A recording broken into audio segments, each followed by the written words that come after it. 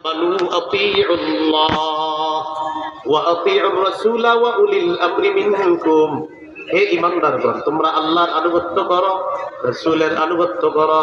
তোমাদের মধ্যে যারা শাসক, যারা দায়িত্বশীল হবে, যারা আমির হবে, তাদের আনুগত্য করো। তিন আনুগত্য: আল্লাহর আনুগত্য নিঃশর্ত ভাবে করতে হবে, রাসূলের আনুগত্য আল্লাহর হুকুমে নিঃশর্ত ভাবে করতে হবে। রয়ে গেল শাসক আর আমিরের আনুগত্য।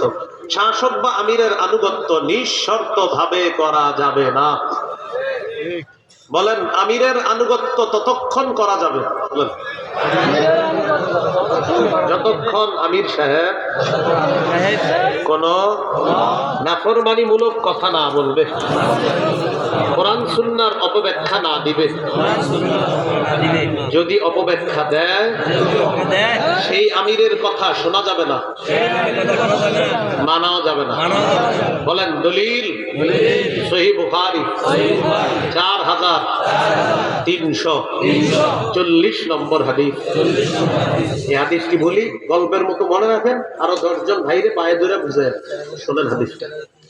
আলী রাদিয়াল্লাহু তাআলা আনহুর বর্ণনা, তিনি বলেন, বাআসান নবী সাল্লাল্লাহু আলাইহি ওয়াসাল্লাম সারিয়াতান ওয়াস্তামালা আলাইহিম রাজুলান মিনাল আনসার ওয়া আমারাহুম আন ইউতিউহু। নবীজি একটা বাহিনীকে জিহাদে পাঠাইছে, তাদের একজন আমির বানায় দিয়েছে।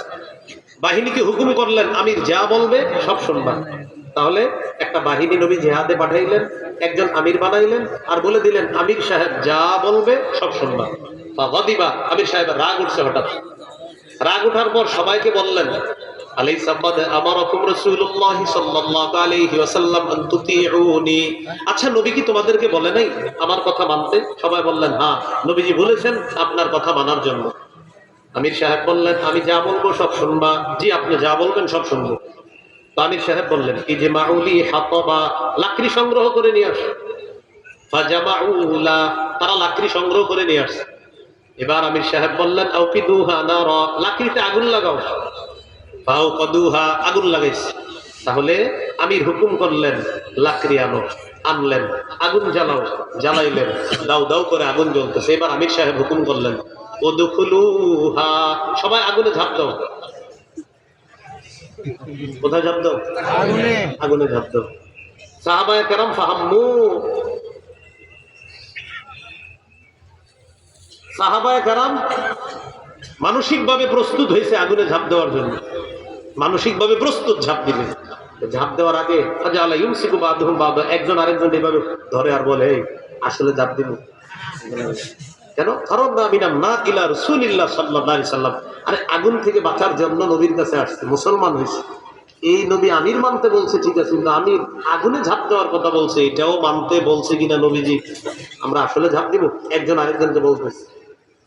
তো ঝাঁপ দিব কি দিব না, দিব কি দিব না, এটা করতে করতে হাত্তা খামাদাতিন নার, আগুন নিভে গেছে। আলহামদুলিল্লাহ, আলহামদুলিল্লাহ। সাকানা গদাবহু, আমির সাহেবের রাগও ঠান্ডা হয়েছে। আলহামদুলিল্লাহ।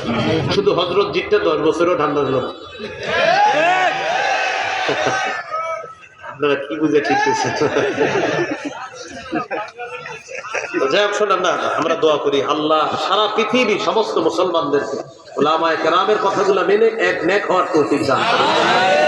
আমরা মুসলিম, আমরা কল্যাণ কামনা করি, আমরা সবার কল্যাণ কামনা করি।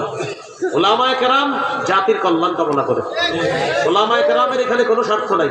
উলামায়ে কেরাম সাদাকে সাদা, কালোকে কালো বলা, এটা আলেমদের দায়িত্ব ওয়ারিস হিসেবে। এখানে উলামায়ে কেরামের কোনো স্বার্থ নাই। উলামায়ে কেরামের বিশ্বাস করেন, কোনো স্বার্থ নাই। এই জন্য আলেমদের কথা মেনে নেওয়া সৌভাগ্যের লক্ষণ। আমি আজকে খিরিহর মাদ্রাসায় বয়ান করলাম। আমার এই বয়ানে ওলামায়ে কেরাম ভালোভাবে শুনে থাকলে অনেক ভুল খুঁজে পাবেন। এই ভুলগুলো আমারে বলে দেখ, হুজুর এগুলো ভুল হয়েছে, আর এগুলো ভুল হয়েছে। আমি পরে 2-3 দিন পরে কোনো মাহফিলে আসলে ওখানে বলবো, ভাই ওই দিনের মাহফিলে আমার এই 4টা ভুল হয়েছে, আমি মাপ চাই, ক্ষমা চাই। আমার ভুল হবে, ভুল ধরায়া দিবে, আমি মেনে নিব। এতে দোষের কি আছে? দোষের কিছু নেই।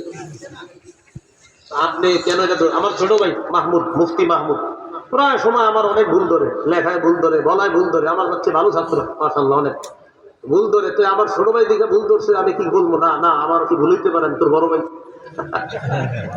এটা তো হইতে পারে না।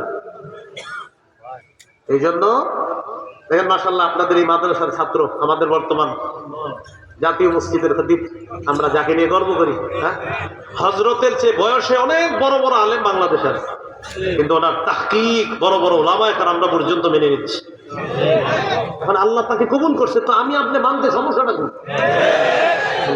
আমাকে ঝামেলা দিতে না, এরে আমি মানবো না, আমার বয়স ছোট, এরকম না করা।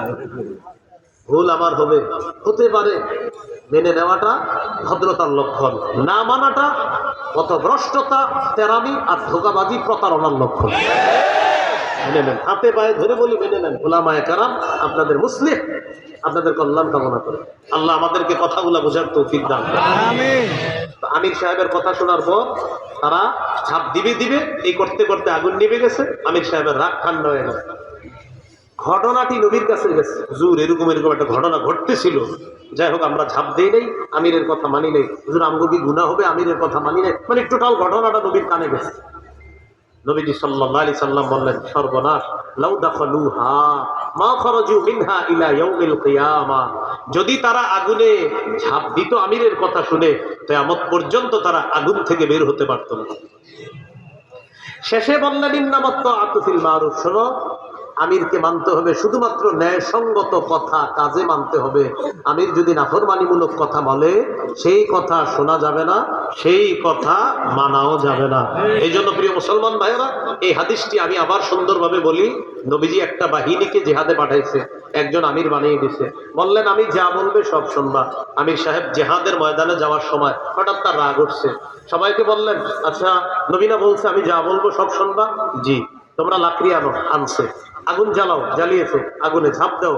তখন তারা সিদ্ধান্তহীনতায় ভুগতেছিল, ঝাঁপ দিব কি দিব না। এই করতে করতে আগুন নিভে গেছে।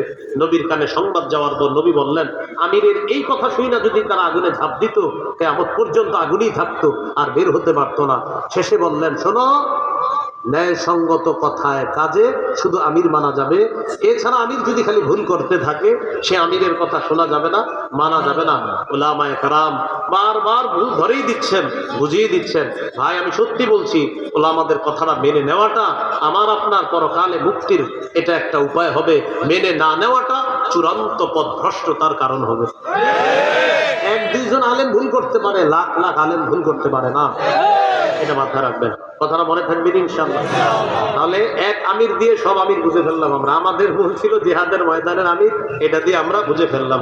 এই জন্য যাই হোক, সবাই সবার জন্য দোয়া করবেন। সহিহ বুখারী 57 নম্বর হাদিসে আছে, হযরত জারীর রাদিয়াল্লাহু তাআলা নবীর কাছে বায়াত হয়েছে 3টা শর্তে, আলা ইকামিস সালাহ ওয়া ইতাইজ যাকাত ওয়া নুসহি লিকুল্লি মুসলিমিন। আমি আল্লাহ রাসূলের কাছে বায়াত হয়েছি, নামাজ কায়েম করব, যাকাত আদায় করব, সকল মুসলমানের কল্যাণ কামনা করব। এই শর্তে কারা কারা কল্যাণ কামনা করব? সবার ইনশাআল্লাহ। এই মাদ্রাসার কল্যাণ কামনা করবেন ইনশাআল্লাহ। যদি কামনা করেন, দুটি কথা, এক, কেউ উঠবেন না, দুই, আপনাদের সামনে ব্যাগ যাবে, মাদ্রাসার কল্যাণকামী হয়ে